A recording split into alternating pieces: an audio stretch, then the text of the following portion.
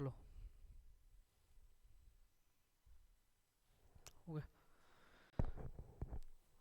Hello dear students, good morning to all of you. Radha Swami Academy के इस educational platform पे आपका फिर से एक बार हार्दिक स्वागत है। प्रीवियस क्लास में हमने डिस्कस कर लिया था लेंस मैकर फॉर्मूला के। लेंस मैकर फॉर्मूला तक हमने टोटली डिस्कस कर लिया था और उसके कुछ क्वेश्चन थे वो भी हमने दो तीन वैरायटी के देख लिए थे। बस इतना ही आता है बोर्ड की क्लास में, इससे ज़्यादा वैरायटी का नहीं पूछते हमसे। ठीक है।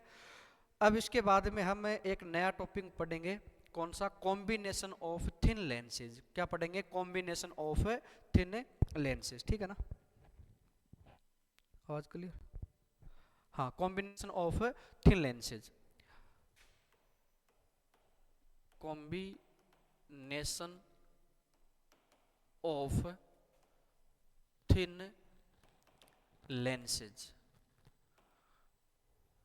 अब हमें देखो, पहले क्या पढ़ा था? एक स्फेरिकल सरफेस पढ़ा, ठीक है। फिर दो स्फेरिकल सरफेस को मिला के हमने क्या निकाला? एक लेंस बनाया। अब एक से ज्यादा लेंस यूज करेंगे। पहले तो क्या एक सरफेस है, ठीक है, फिर एक दूसरी सरफेस है, दोनों को ऐड कर दिया तो क्या बन गया? लेंस बन गया। अब हम क्या करेंगे? लेंस भी एक से ज्यादा यूज करेंगे, ठीक है ना। लेंस भी क्या करेंगे? एक से ज्यादा। जैसे तीन लेंस है तो तीन लेंस में स्फेरिकल सरफेस कितनी होगी? एक, दो, तीन, चार, पाँच, छः। तो ऐसे पढ़ेंगे हम, ठीक है ना। यानी स्फेरिकल सरफेस क्या हो जाएगी? इसमें दो से ज्यादा हो जाएगी। जब दो स्फेरिकल सरफेस होती है तब तो लेंस बनता है। अब एक से ज्यादा लेंस यदि यूज करेंगे तो क्या बन जाएगा? कॉम्बिनेशन ऑफ थिन लेंसेज, ठीक है ना। थिन लेंसेज, पतले लेंस, ठीक है।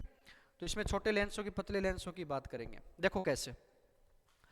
अब एक लेंस मान लेते हैं ये है, एक लेंस मान लेते हैं ये है, ठीक है। और एक लेंस मान लेते हैं ये, दो लेंस, ठीक है। और दोनों लेंस की वजह से हम क्या पढ़ेंगे? टोटल का क्या पढ़ेंगे? फोकल लेंथ पढ़ेंगे। पहले वाले में भी फोकल लेंथ पढ़ा था, 1/f=n2 1 इंटू में 1/r1 - 1/r2। R1 R2 क्या थे? दो स्फेरिकल सरफेस थे। अब दो स्फेरिकल सरफेस का एक लेंस बन चुका है, ऐसे दो स्फेरिकल सरफेस का एक और लेंस बन चुका है, ऐसे एक और लेंस है। ऐसे लेंस का फॉर्मूला पढ़ेंगे। मान लो कि इसकी फोकल लेंथ कितनी है? f1 और इसकी फोकल लेंथ कितनी है? f2, ठीक है। दोनों लेंस की। एक ऑब्जेक्ट है O यहाँ पे रखा गया, ऑब्जेक्ट O रखा गया, ठीक है। अब ये इस लेंस की वजह से, लेंस फर्स्ट की वजह से इसका एक इमेज बनता है यहाँ पे। तो वो फाइनल इमेज तो नहीं होगा। क्यों? क्योंकि जो इमेज इसका बनेगा वो वर्चुअल ऑब्जेक्ट की तरह बिहेव करेगा। किसके लिए? सेकंड लेंस के लिए। तो इसका इमेज मान ले I1।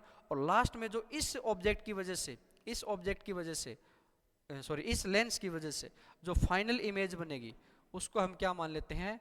आई मान लेते हैं। क्या मान लेते हैं? आई मान लेते हैं, ठीक है। ये हो जाएगा। ऑब्जेक्ट की डिस्टेंस कितनी मानेंगे? u। पहले वाली इमेज की डिस्टेंस मान लेते हैं v1 और बाद वाली इमेज की डिस्टेंस मान लेते हैं v, ठीक है ना। ये फाइनल इमेज हो जाएगी। अब देखो, फर्स्ट लेंस के लिए, लेंस फर्स्ट के लिए लेंस फॉर्मूला लगाएंगे। लेंस फॉर्मूला, अब लेंस फॉर्मूला मैंने वैसे शायद आपको डायरेक्ट क्लास में बताया नहीं था, वैसे बीच में बता दिया था कि लेंस फॉर्मूला क्या होता है। मिरर फॉर्मूला होता है ना, उसमें जस्ट प्लस की बजाय क्या लगा दो? माइनस लगा दो। वो एज इट इज क्या होता है? लेंस फॉर्मूला होता है। तो 1/f1 इक्वल्स टू क्या आ जाएगा? 1 यहाँ पे क्या आएगा? डिस्टेंस ऑफ इमेज आएगा। और डिस्टेंस ऑफ इमेज फर्स्ट के लिए कितनी है? v1 है। कितनी है? v1 -1/u, equation first. अब देखो सेकंड लेंस के लिए, सेकंड लेंस के लिए लगाएंगे 1/f2 इक्वल्स टू 1 फिर ऑब्जेक्ट आएगा, सॉरी इमेज की डिस्टेंस आएगी। तो अब की बार इमेज की डिस्टेंस कितनी है? v। तो 1/v -1 अब यहाँ पे आएगा ऑब्जेक्ट का डिस्टेंस। अब बताओ ऑब्जेक्ट का डिस्टेंस कितना आएगा? जो वर्चुअल, ये जो इमेज बनी ना फर्स्ट की वजह से, वो वर्चुअल ऑब्जेक्ट की तरह बिहेव करेगा। किसके लिए? सेकंड के लिए। तो u की जगह कौन आ जाएगा? v1 आ जाएगा, equation second. Equation first and equation second को हमने क्या कर दिया? ऐड कर दिया। जैसे ऐड करेंगे तो ये तो क्या आ जाएगा? 1/f1 + 1/f2 इक्वल्स टू इन दोनों को ऐड करेंगे, देखो 1/v1 माइनस का और 1/v1 प्लस का कट हो जाएंगे, तो क्या बचेगा 1/v ये और -1/u। अब देखो ये लेंस, ये फॉर्मूला किसका बन गया, लेंस का फॉर्मूला। ये फॉर्मूला ऐसे बन गया जैसे मान लो दो लेंस नहीं थे, सिर्फ एक ही लेंस था जिसका इमेज का डिस्टेंस v था और ऑब्जेक्ट का डिस्टेंस u था।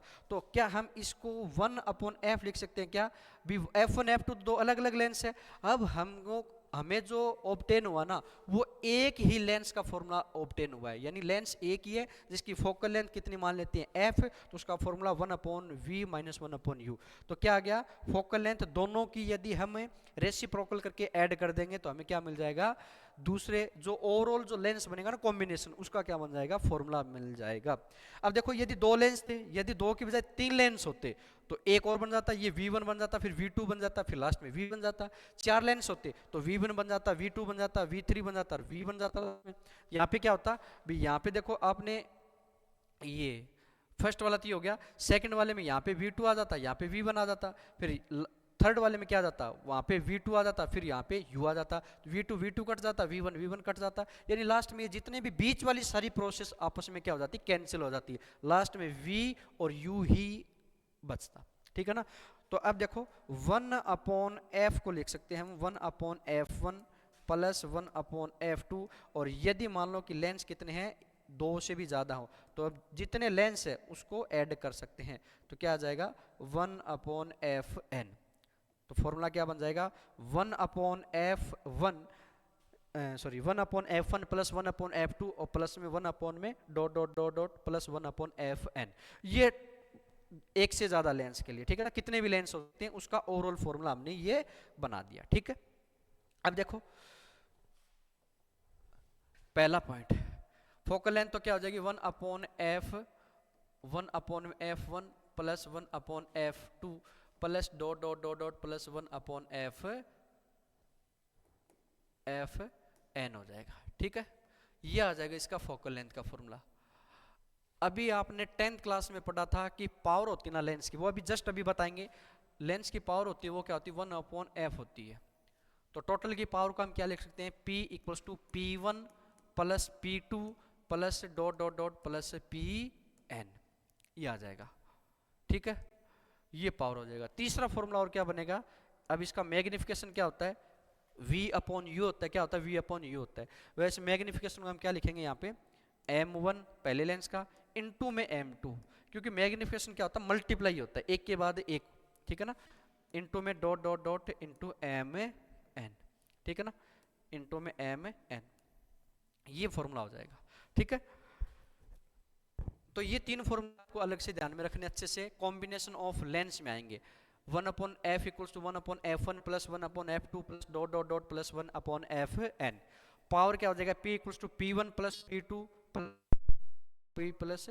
प्लस Pn, और जो मैग्निफिकेशन हो जाएगा वो क्या हो जाएगा मल्टीप्लाई हो जाएगा। एक लेंस, दो लेंस, तीन लेंस, जितने भी उनका क्या करते जाएंगे मल्टीप्लाई करते जाएंगे, क्या करते जाएंगे मल्टीप्लाई करते जाएंगे। ठीक है, तो अब देखो नेक्स्ट टॉपिक, या इसका क्वेश्चन करेंगे, पहले एक टॉपिक कर लेते हैं power of lens.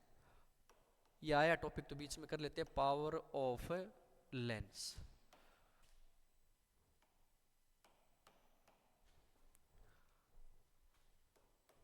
The measure of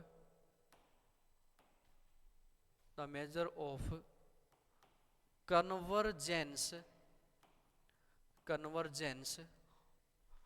or divergence of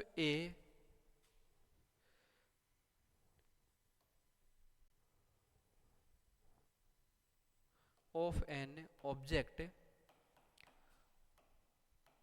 by a lens,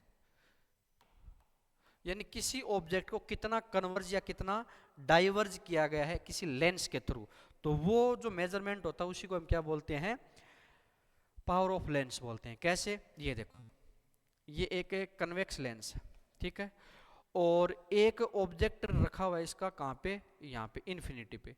अब इन्फिनिटी से जो भी रे जाएगी वो क्या हो जाएगी, कहाँ से जाएगी, फोकस से जाएगी, तो ये फोकस से चली गई। ठीक है, ये क्या होगा इसका फोकस पॉइंट हो गया, और यहाँ से लेके यहाँ तक डिस्टेंस क्या होगी, फोकल लेंथ। इस ऑब्जेक्ट की हाइट कितनी है, h। ठीक है, अब देखो यदि ये लेंस नहीं होता तो ये रेज देखो सीधी जा रही थी, इसको रोकने वाला कोई नहीं था, सीधी जाती।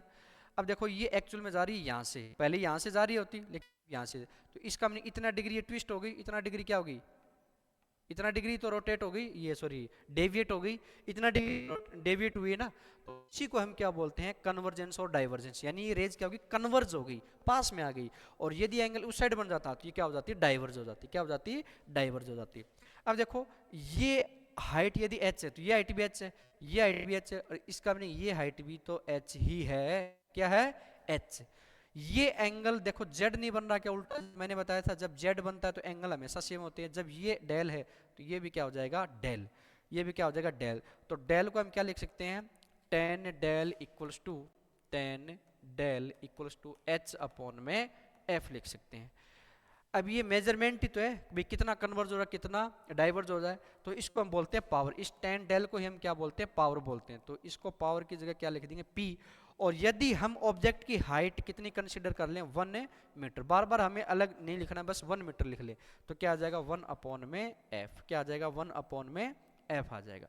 तो ये फॉर्मूला बन गया किसका, पावर ऑफ लेंस का। ठीक है, इसकी यूनिट क्या होती है, डायोप्टर होती है, क्या होती है, डायोप्टर।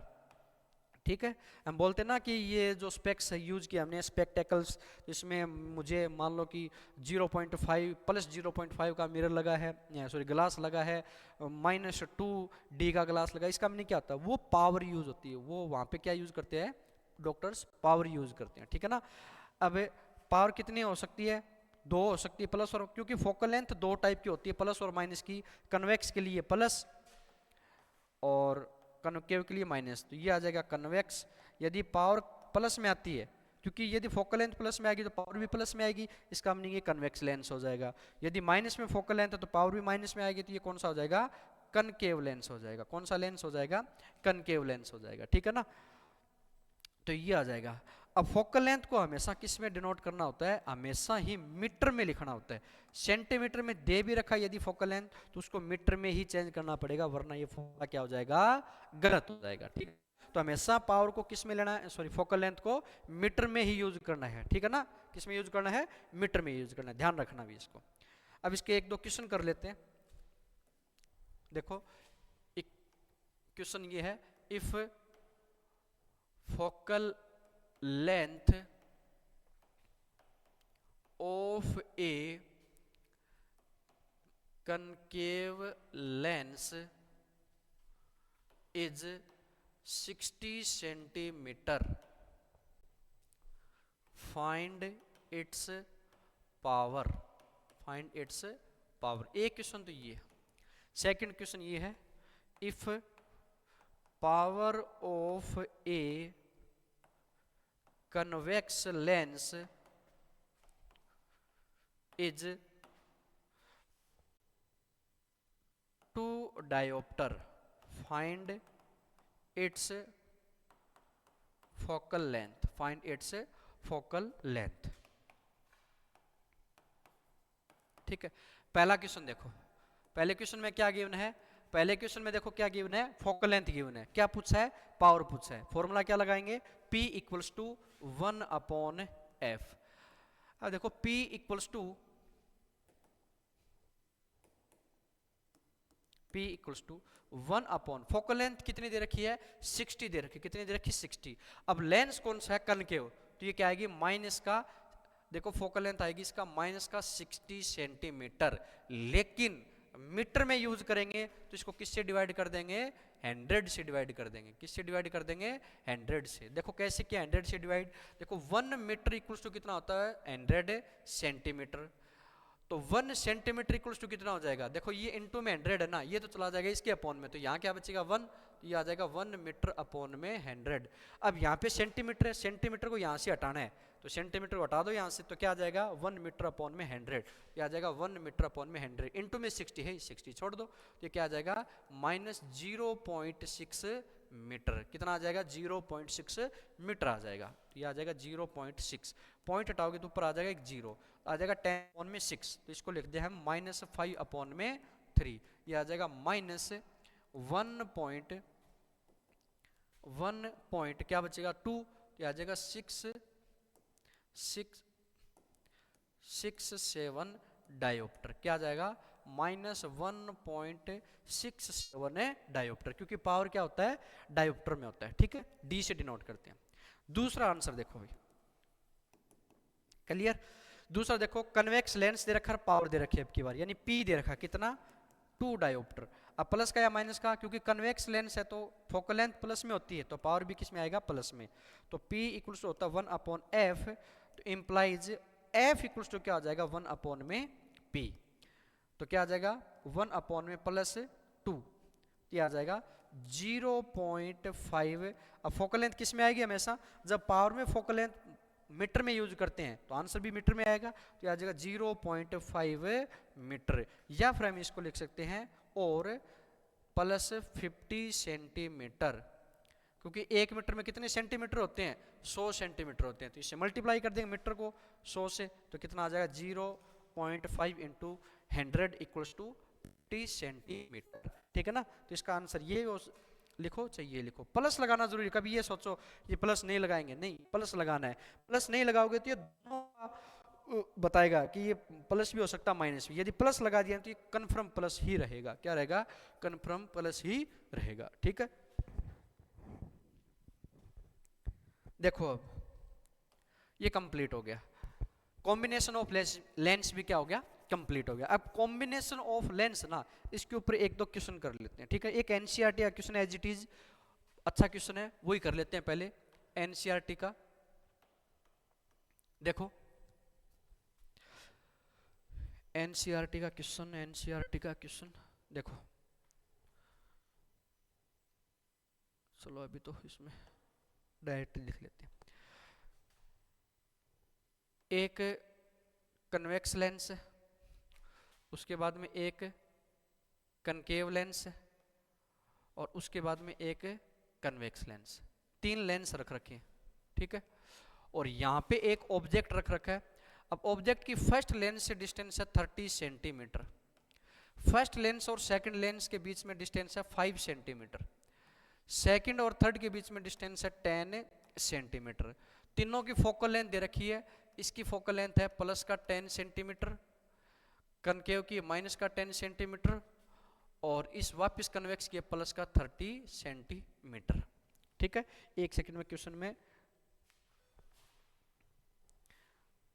ये कंफर्म कर लेता हूं कि ये 10 है क्या, एक सेकंड, ये एनसीईआरटी का एज इट इज क्वेश्चन है, हाँ 10 सेंटीमीटर, ठीक है।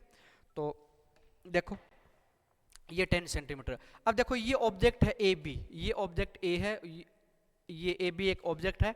अब फर्स्ट लेंस की वजह से इसका क्या बनेगा कि इमेज बनेगा, कहीं पे भी बनो वो इमेज वर्चुअल ऑब्जेक्ट की तरह बिहेव करेगा सेकंड के लिए। अब सेकंड उस वर्चुअल ऑब्जेक्ट का वापस क्या बनाएगा इमेज, दूसरा वर्चुअल इमेज वर्चुअल ऑब्जेक्ट बन जाएगा वो। अब जैसे ही इमेज बनाएगा ना, तो उसकी इमेज थर्ड वाले लेंस के लिए वापस किसकी तरह बिहेव करेगी, वर्चुअल ऑब्जेक्ट की तरह बिहेव, यानी 2 बार वर्चुअल ऑब्जेक्ट की तरह आएगा। और फाइनल जो इमेज बनेगा ना, वो इमेज माना जाएगा तीनों के कॉम्बिनेशन का, तीनों के कॉम्बिनेशन का। देखो अब इसमें क्या करेंगे हमें, या तो देखो 1/f1 1/f2, वो तो कब यूज करते हैं जब आपको फोकल लेंथ निकालो, ये तो पूछा ही नहीं है। इसने पूछा कि इमेज कहां पे बनेगी। देखो मैंने क्वेश्चन पूरा नहीं लिखा, मैं ऐसे बता देता हूं कि एक डायग्राम दे रखा है पूरा, और इसमें ये कहा कि ऑब्जेक्ट यदि 30 सेंटीमीटर पे रखा गया तो बताओ उसका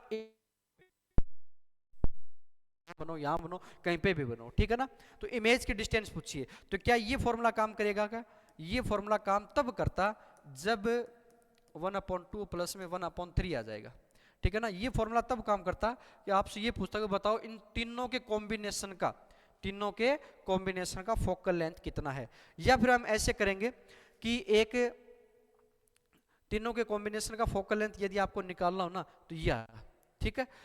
तो अब आपको क्या करना पड़ेगा, अलग अलग इसका इमेज निकाल निकाल के क्या करना पड़ेगा, लास्ट में इसका बनाना पड़ेगा।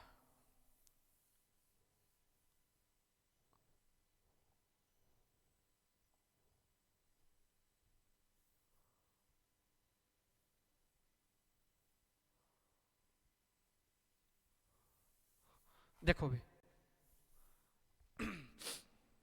देखो सबसे पहले ये फर्स्ट के लिए फॉर्मूला क्या आएगा, 1/f equals to 1/v minus 1/u। क्या निकाल लेते हैं, v निकालते हैं इसका। तो 1/v इक्वल्स टू क्या आएगा, 1/f plus 1/u। 1/f, f कितना दे रखा है इसका, प्लस का 10 दे रखा है। फिर यहाँ पे क्या आएगा प्लस 1 में u कितना दे रखा है 30, तो किसका आएगा माइनस का, ये आ जाएगा माइनस का 30। एलसीएम कितना आएगा 30, तो ये आ जाएगा 3 माइनस 1, तो आ जाएगा 2/30, 2/30 आ जाएगा, यानी 1/15। तो v कितना आ जाएगा, प्लस का 15 सेंटीमीटर, प्लस का 15 सेंटीमीटर। ठीक है, अब देखो प्लस का 15 सेंटीमीटर का मीनिंग ये हुआ कि इसका इमेज बनेगा 15 सेंटीमीटर, और 15 सेंटीमीटर कहाँ पे बनेगी, जस्ट इस ऑब्जेक्ट लेंस के ऊपर, क्योंकि 5 ये है 10 ये, तो 15 हो गया। और इमेज भी कहाँ पे बनती है, 15 सेंटीमीटर पे। तो 15 सेंटीमीटर पे देखो ये 30 पे इसका ऑब्जेक्ट था, तो इससे 15 सेंटीमीटर प्लस का है, प्लस का इसका मीनिंग क्या है कि इंसिडेंट लाइट के अलोंग बनेगा, उसी डायरेक्शन में, तो यहाँ पे आ जाएगा 15। तो अब वर्चुअल ऑब्जेक्ट फर्स्ट की वजह से कहाँ पे बना है, उसका इमेज यहाँ पे बना है। ठीक है, यहाँ पे बन जाएगा। यहाँ पे यदि जो इमेज बनेगा, वैसे देखो ये नीचे की तरफ होगा इसका फेस, यहाँ पे ऐसे, यहाँ पे बन जाएगा कहीं पे, यहाँ पे, ठीक है ना, इसके ऊपर यहाँ बन जाएगा, बन गया। अब ये ऑब्जेक्ट है ना, ये इमेज इस लेंस के लिए किसकी तरह बिहेव करेगा, वर्चुअल ऑब्जेक्ट की तरह बिहेव करेगा। तो देखो वर्चुअल ऑब्जेक्ट की तरह 1 इसकी यूज करते 1/f equals to 1/v minus 1/u। निकालना 1/v, तो क्या आ जाएगा 1/f प्लस में 1/u। f कितना है इसका, माइनस का 10, कितना आएगा 1 माइनस 10। ठीक है, प्लस में u कितना है इसके लिए, u कितना है, इससे u कितना है, देखो यहां से ये 15 सेंटीमीटर है, लेकिन इससे कितना है 10 है, और 10 इस साइड या इस साइड, राइट साइड। तो u अब की बार किसका आएगा, प्लस का या माइनस का, प्लस का आएगा। देखो हमेशा u किसका आता है, माइनस का आता है, लेकिन कब, जब एक सिंगल लेंस दिया गया। देखो वैसे कोई जरूरी नहीं है, लेकिन अपने सिलेबस के अकॉर्डिंग कितना मानते हैं, हमें माइनस का ही मान के चलते हैं ना, रखने को तो कहीं पे भी रख सकते हैं, लेकिन इस कॉम्बिनेशन में ये u तो माइनस का था, लेकिन इसके लिए u ये किसका आ जाएगा, प्लस का 10 सेंटीमीटर आ जाएगा। तो यहाँ पे क्या आएगा, प्लस का 10 सेंटीमीटर, ये माइनस 1/10 और ये प्लस का 1/10, तो क्या बचेगा 1/v इक्वल्स टू, ये क्या बचा, 0 बचा, क्या बचा 0। तो यहाँ से v कितना बचेगा 1/0, क्योंकि ये 1 है, v साइड जाएगा 0 में आएगा, और 1/0 क्या होता है, नॉट डिफाइंड, या फिर इसको क्या बोल सकते हैं, इन्फिनिटी। तो ये v कितना आ जाएगा, इन्फिनिटी पे बनेगा, इसका v कहाँ पे बनेगा, इन्फिनिटी। इस ऑब्जेक्ट का v कहाँ पे बनेगा, इन्फिनिटी पे बनेगा, यानी इस साइड कहाँ पे बनेगा, पता नहीं कहाँ पे बनेगा, जिसको हम डिफाइन नहीं कर सकते। ठीक है, अब ये जो v है ना, वो इस थर्ड वाले के लिए किसकी तरह बिहेव करेगा, वर्चुअल ऑब्जेक्ट की तरह बिहेव करेगा। तो यहाँ पे 1/v equals to 1/f plus में 1/u, ये लगाते हैं हम थर्ड वाले के लिए, किसके लिए, थर्ड के लिए। तो थर्ड के लिए 1/v निकालना है, फोकल लेंथ कितना दे रखा है, प्लस का 30 दे रखा है, प्लस 1/u। अब देखो ये जो v है ना, वो इसके लिए किसकी तरह बिहेव करेगा, u की तरह बिहेव करेगा। तो यहाँ पे क्या आ जाएगा 1/ में इन्फिनिटी, तो 1/v इक्वल्स टू 1/30 प्लस में 1/इन्फिनिटी कितना होता है, 1/इन्फिनिटी होता है 0, कितना होता है 0 होता है। ठीक है, तो 1/इन्फिनिटी क्या होता है 0, और इसको क्या लिख देंगे 0, तो 0 को ऐड करने से कोई फर्क नहीं पड़ेगा। तो v इक्वल्स टू कितना हो जाएगा, प्लस का 30 सेंटीमीटर, कितना हो जाएगा, प्लस का 30 सेंटीमीटर हो जाएगा।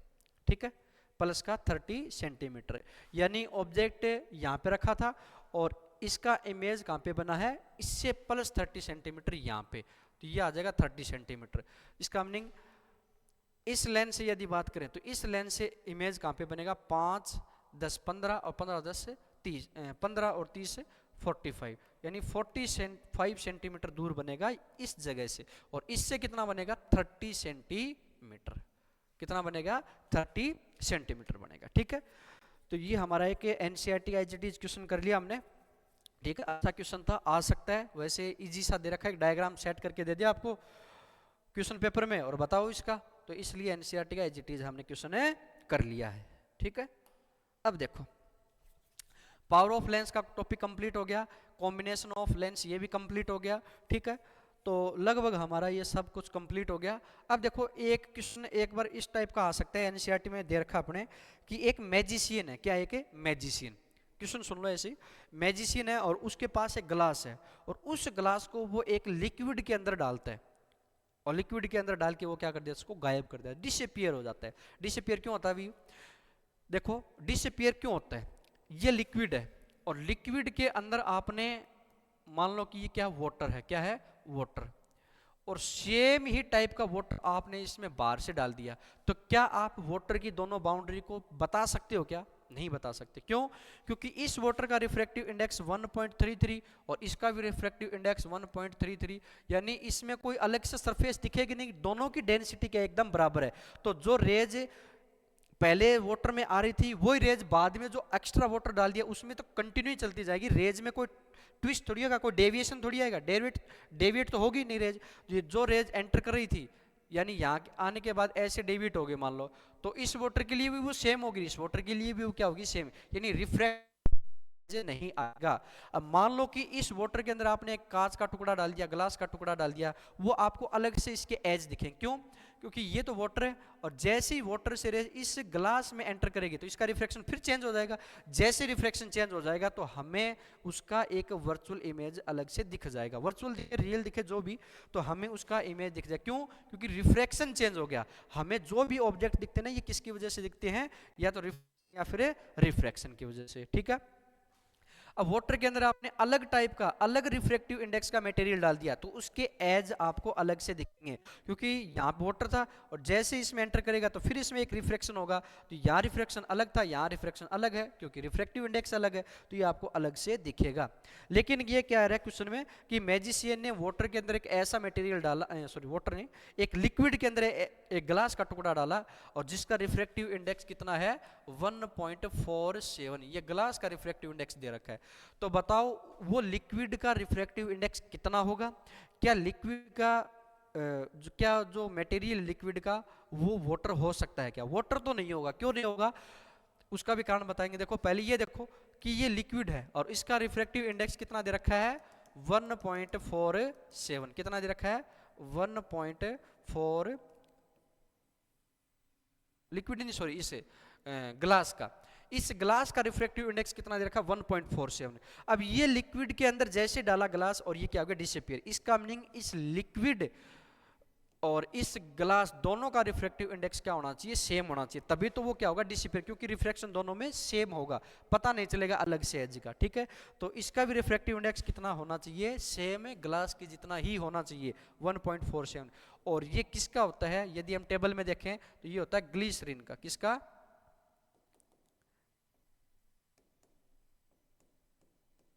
ग्लिसरीन का, ठीक है ना, ये ग्लिसरीन का होता है, ये आपको अलग से याद रख लेना है। वैसे तो रिफ्रैक्टिव इंडेक्स हमें ज़्यादा याद करने की जरूरत नहीं होती, वाटर का कितना होता है 1.33 होता है, डायमंड का कितना होता है 2.42 होता है और एयर का कितना होता है 1 होता है, और एक ये ग्लिसरीन आ गया तो ग्लिसरीन का होता है 1.47, बस इतना याद कर लो बहुत है। रिफ्रैक्टिव इंडेक्स या तो आपको निकालने के लिए पूछेगा तो क्वेश्चन में सब डाटा मिलेगा, या रिफ्रैक्टिव इंडेक्स आपको नहीं दे रखा हो तो आपको क्वेश्चन में खुद देगा, यदि कुछ अलग निकालना हो रिफ्रैक्टिव इंडेक्स यूज करना पड़ जाए तो आपको रिमेंबर करने की जरूरी नहीं है। ये जो डाटा है ना ये भी वैसे आपको क्वेश्चन में देता है, लेकिन फिर भी ये दो चार आप याद कर सकते हो। क्या ये वाटर हो सकता है, क्या वाटर नहीं हो सकता, क्योंकि वाटर का रिफ्रैक्टिव इंडेक्स कितना होता है 1.33, इसलिए ये क्या है वाटर नहीं है, तो क्या है ग्लिसरीन है, जिसका कितना होता है रिफ्रैक्टिव इंडेक्स 1.47 होता है, कितना होता है 1.47, ठीक है। एक ये क्वेश्चन। अब देखो उसके बाद में नेक्स्ट क्वेश्चन किस टाइप से आएगा, अब हमने एक फॉर्मूला पढ़ा था उसका तो करवा दिया ना, सॉरी हाँ ठीक है बस हो गया। तो अपना ये लास्ट पूरे जितने भी टॉपिक हमने आज तक पढ़े हैं उसके सारे क्वेश्चन ये स्टार्ट होगा प्रिज्म का, किसका स्टार्ट होगा प्रिज्म का। तो कल की क्लास में हम देखेंगे प्रिज्म के, आज के लिए इतना ही, ठीक है ना, प्रिज्म के बारे में पढ़ेंगे। तो आज के लिए इतना ही, थैंक यू फॉर वॉचिंग।